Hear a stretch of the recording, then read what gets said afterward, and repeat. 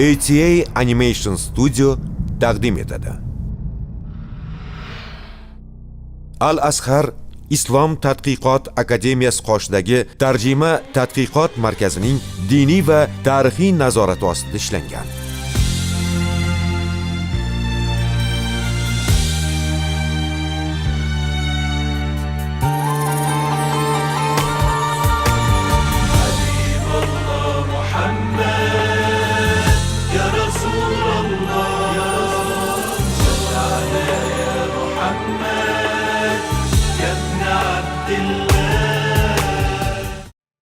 Allohning habibi Muhammad sallallohu alayhi va sallam.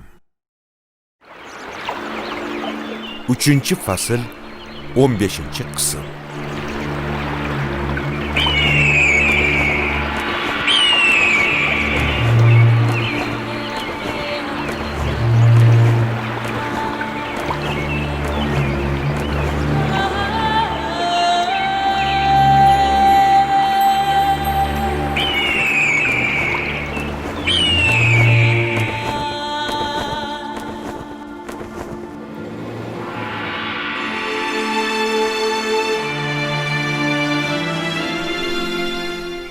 Allohning nomi bilan boshlayman.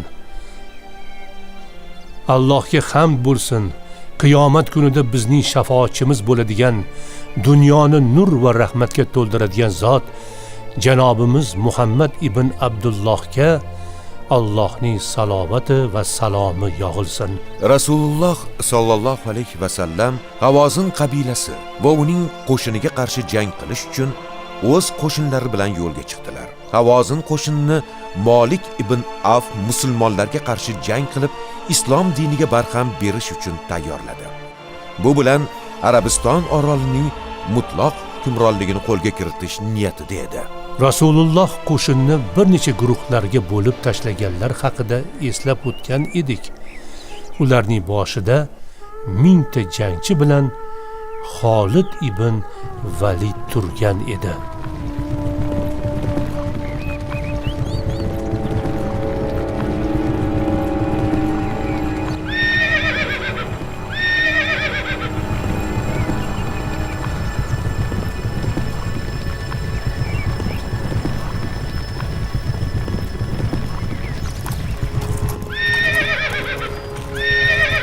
Alloh haqqi, ey birodarim Abbos, men o'zimiz bilmagan tepaliklarga va vodiylarga birdaniga tushishimizdan tashvishdaman. Abbos dedi: Rasululloh sen bilan birga bo'lsalar ham tashvishga tushasanmi ey inson? Axir u zot Allohning yuborgan payg'ambaridirlar. O'zlaricha bir gap gapirmaydilar. U zotga vahiy qilingan narsanigina gapiradilar. Rasululloh qo'shinni bir necha guruhlarga bo'lishingni amr qildilar. Sen 1000 ta jangchi bilan o'sha guruhlarning boshida turasan. Ota-onam sizga fido bo'lsin, ey Allohning rasuli. Alloh haqqi juda yaxshi fikr. Biz adadimiz yoki tayyorgarligimizga qarab g'alaba qozonmaymiz, balki o'z rasuliga yordam beradigan va islom dinini g'olib qiladigan Allohga bo'lgan iymonimiz bilangina g'alabaga erishishimiz mumkin.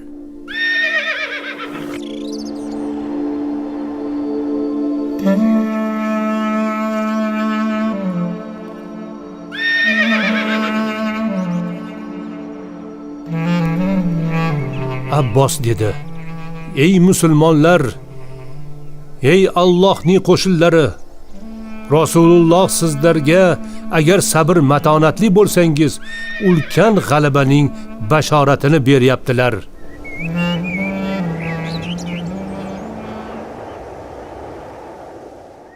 Alloh haqqi, hali urush boshlanmasidan turib mag'lubiyat hissi meni qurshab oldi.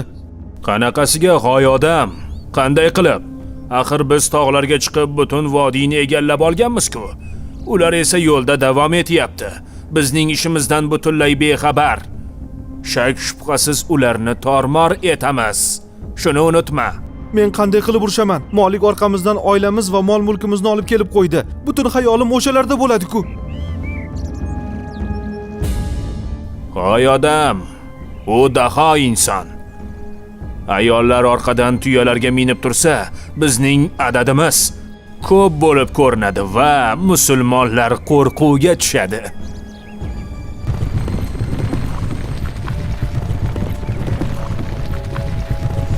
Xolid ibn Valid o'z jamoasi bilan Hunayn degan joyga yetib keldi va havozinlik kamonchilarga nishon bo'ldi. Lekin Malik ibn Af ularga musulmonlardan ko'proq kishi nishon ostiga kirishini kutib turishni amr qildi. Ishora bermaysizmi? Endi ularga hujum qilaveraylikmi? Namuncha besabr bo'lmasang. Kutib tur, hoy odam. Iloji boricha ulardan ko'proq kishi bizning nishonimiz ostiga kirib olsin. Keyin ularning ustiga birdaniga hujum qilamiz. Juda yaxshi fikr, ey Molik.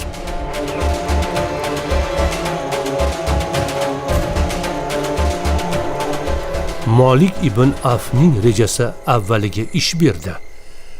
U musulmonlar uchun pistirmalar qo'yib, ularni kutib turdi. Odamlari qoyalar ortiga va daraxtlar orasiga berkindi.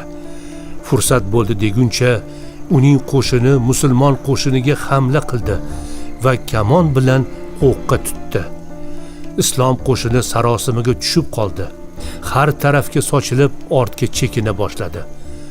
Musulmon jamoalar havozinliklarning pistirmasdan qochaman deb bir-biri bilan to'qnashib ketdi.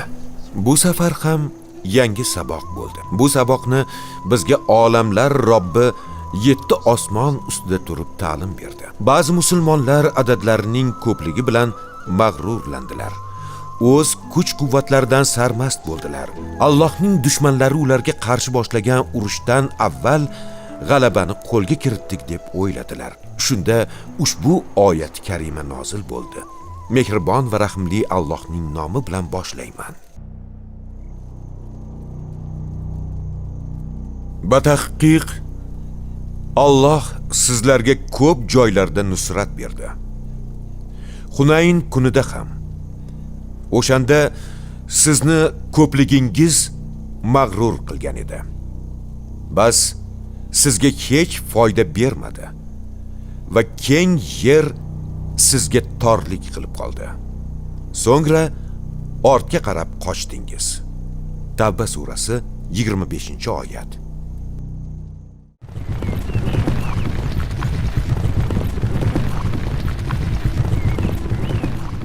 Musulmonlar jangning avvalida mag'lub bo'lgan bo'lsa ham, Rasululloh sallallohu alayhi va sallam Allohning nusratiga ishongan holda sobit turdilar. Eshaklarga minib, havozinliklar tomonga tezlik bilan bostirib bordilar. U zotning yonlarida oz sonli musulmonlar qolgan edi. Jumladan amakilari Abbos Rasulullohdan xavotir olib, u zotning eshaklarini to'xtatishga harakat qilardi. Abbos dedi: "Ey Allohning rasuli, siz ularning o'qlari keladigan nishondasiz." Rasululloh dedilar: "Men haq nabiydirman, emasdir yolg'on. Abdul Muttalibga erurman o'g'lon." Tinchlan. Ozgina dam ol, ey Xolid, sen qattiq yaralanding.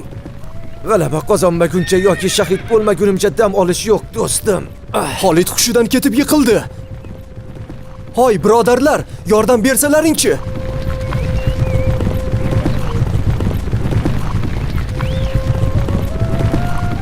Abbos dedi: "Ey musulmonlar jamoasi, Rasulullohning yonlariga kelinglar. Ey musulmonlar jamoasi, Rasulullohning yonlariga kelinglar." Rasululloh sallallohu alayhi va sallam o'zlarining matonatlari bilan g'alaba qozonayotgan mushriklar tomon olg'a borib, mislsiz jasorat va qahramonlik ko'rsatdilar. Abbosga qarab musulmonlarga: "Ey ansorlar jamoasi, ey Rizvon bay'ati sohiblari, Rasulullohning yonlariga kelinglar" deb nido qilishni amr qildilar. Ey ansorlar jamoasi, ey bay'at sohiblari, Rasulullohning yonlariga kelinglar, Rasulullohning yonlariga kelinglar. Ey musulmonlar, ey musulmonlar, Rasululloh sizlarni chaqiryaptilar. Qaytinglar. Abbosning gapini eshitmadilaringmi? Ey Rizvon bayti sohiblari, qaytinglar! Qaytinglar! Alloh haqqi eshitdik va itoat etdik. Labbay ey Allohning rasuli! Labbay ey Allohning rasuli! Labbay ey Allohning rasuli! Abbos musulmonlarning qolganlariga nido qildi. Ular Rasululloh sallallohu alayhi va sallamning chaqiriqlariga labbay deb yetib keldilar. U zot Robbilariga shunday duo qildilar: Allohim menga bergan va'dangni sendan yolvorib so'rayman. Allohim ularni bizning ustimizdan g'olib qilma.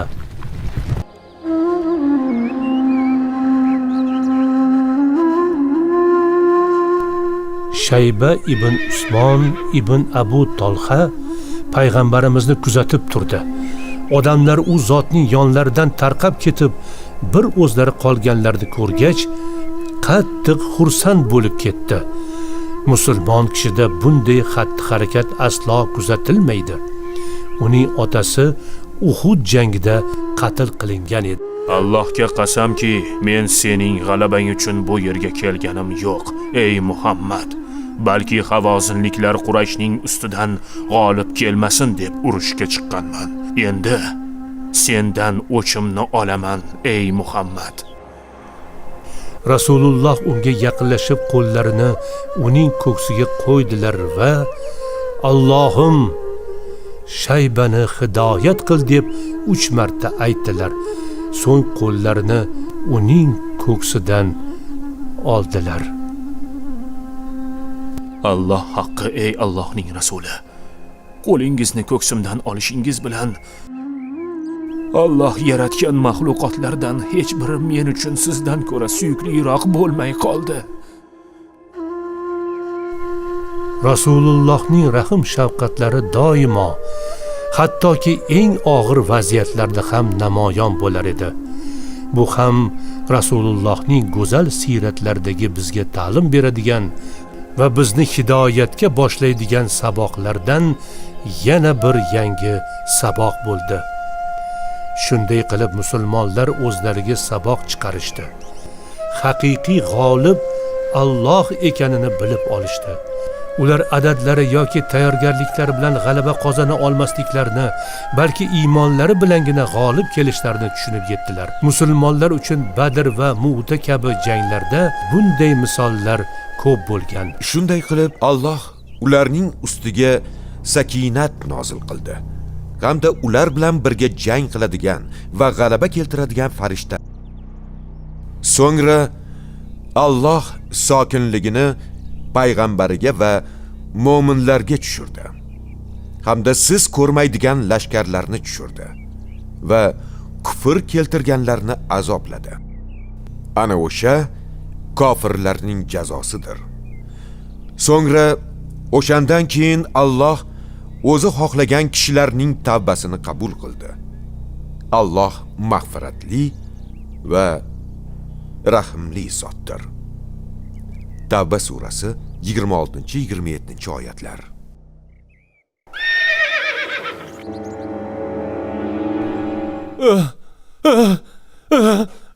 Ey odamlar! Ey odamlar! Bugun Muhammadning kuni bo'ldi. Ular bizlarni mag'lub etishdi. Yuringlar, Toifga borib himoyalanamiz. Qani ketdik.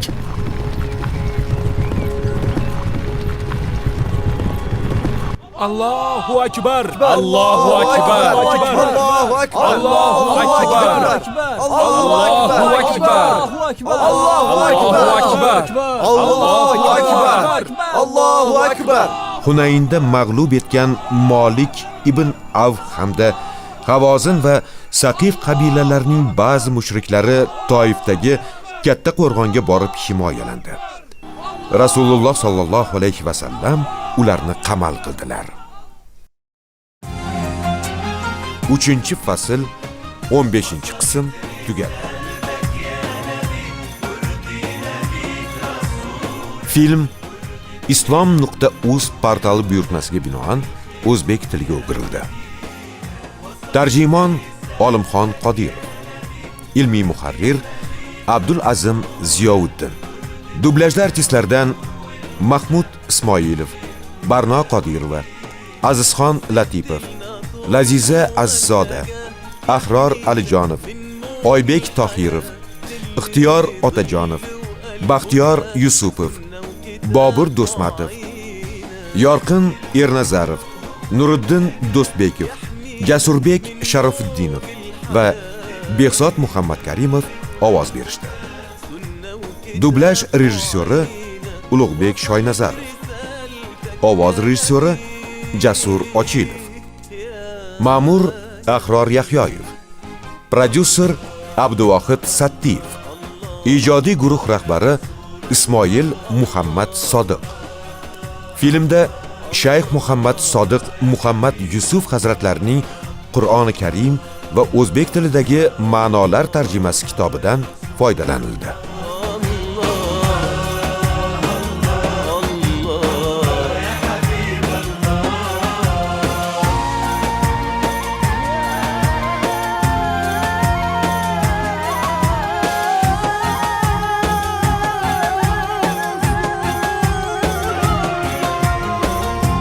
سيرتك رحقنا المختوم غالي وحبك مالينا بتزيد غلاوتك كل يوم في قلوبنا وعنينا سيرتك رحقنا المختوم غالي وحبك مالينا غلاوتك كل يوم في قلوبنا وعنينا ما انت اللي بيك فرح الحزين وعالصراط مادت ايدين بنقول وراك مليون امين عالجنة